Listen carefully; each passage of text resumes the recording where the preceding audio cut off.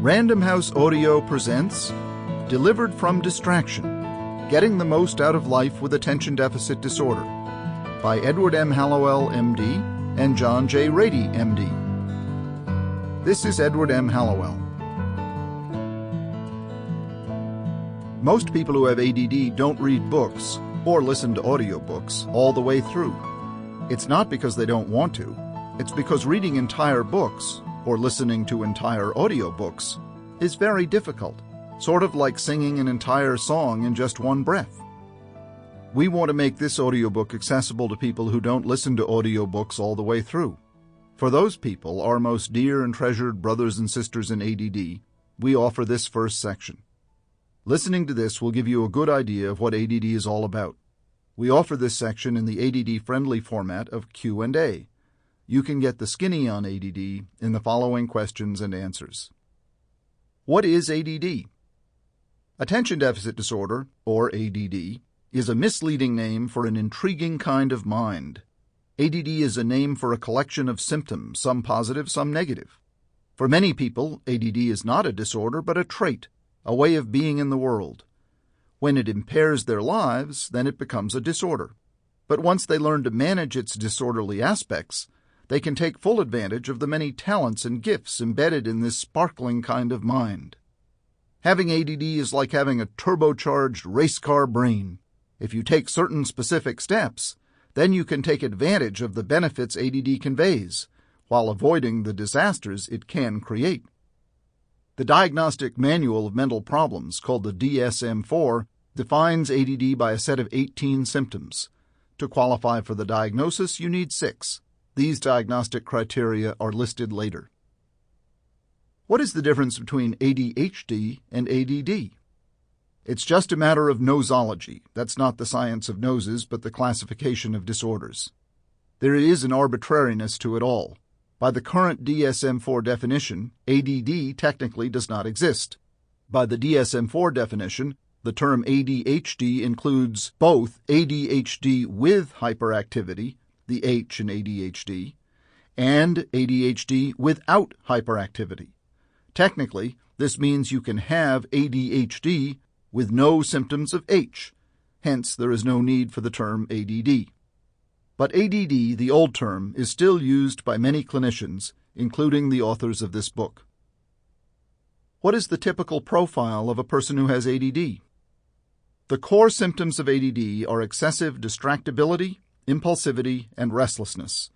These can lead both children and adults to underachieve at school, at work, in relationships and marriage, and in all other settings.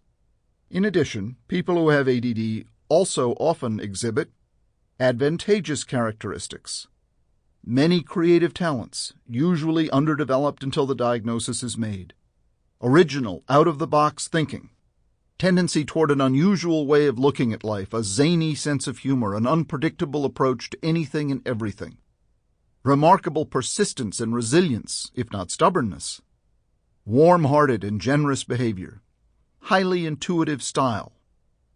People with ADD can also exhibit certain disadvantageous characteristics, such as difficulty in turning their great ideas into significant actions, difficulty in explaining themselves to others, chronic underachievement, mood often angry or down in the dumps due to frustration, major problems in handling money and making sensible financial plans, poor tolerance of frustration, inconsistent performance despite great effort, history of being labeled lazy or a space shot or an attitude problem by teachers or employers who do not understand what is really going on, i.e. having ADD.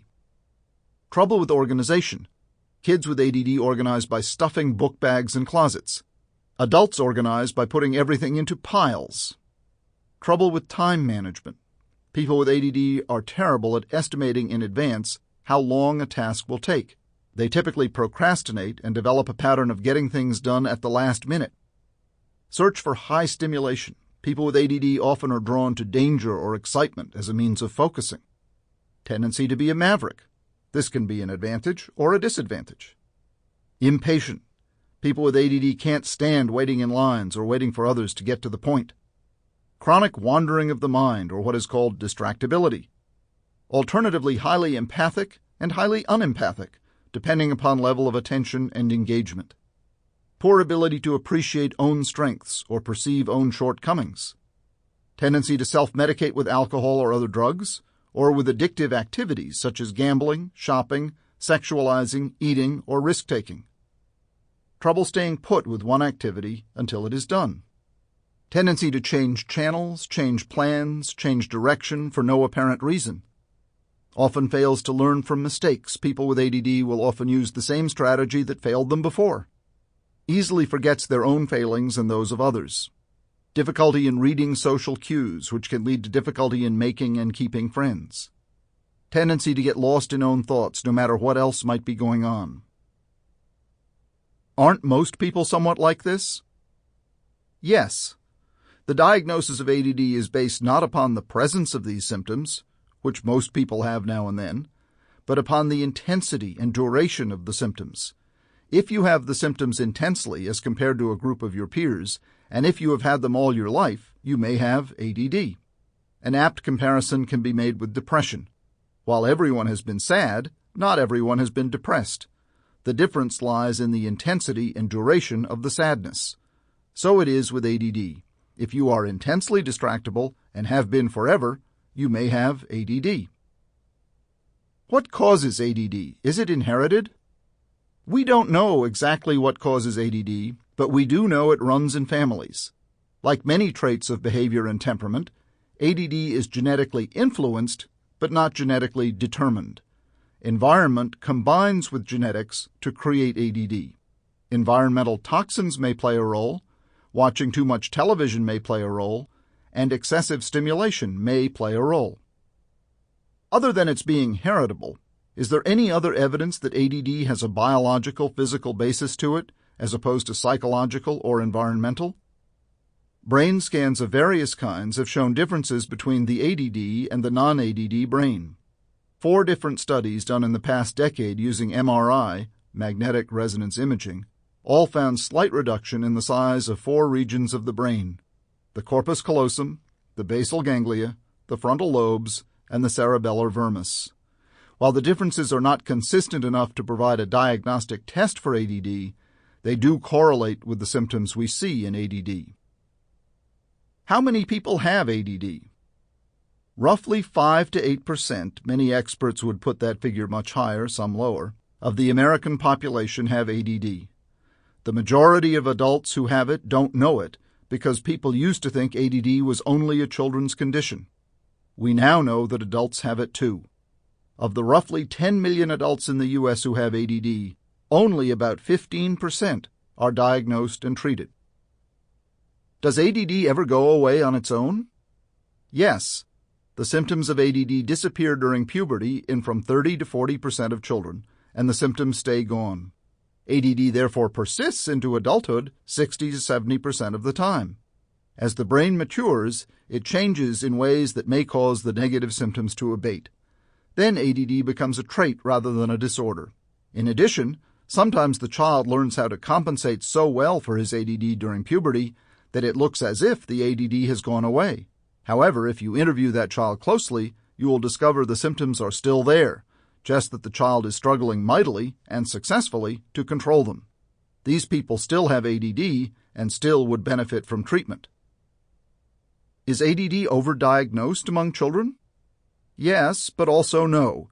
It is overdiagnosed in some places, underdiagnosed in others. There are schools and regions where every child who blinks fast seems to get diagnosed with ADD.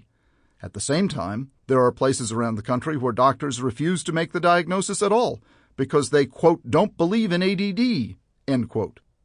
ADD is not a religious principle. It is a medical diagnosis, derived from such solid evidence as genetic studies, brain scans, and worldwide epidemiological surveys. What is the proper procedure to diagnose ADD? There is no one surefire test. The best way to diagnose ADD is to combine several tests. The most powerful test is your own story, which doctors call your history. As you tell your story, your doctor will be listening for how your attention has varied in different settings throughout your life.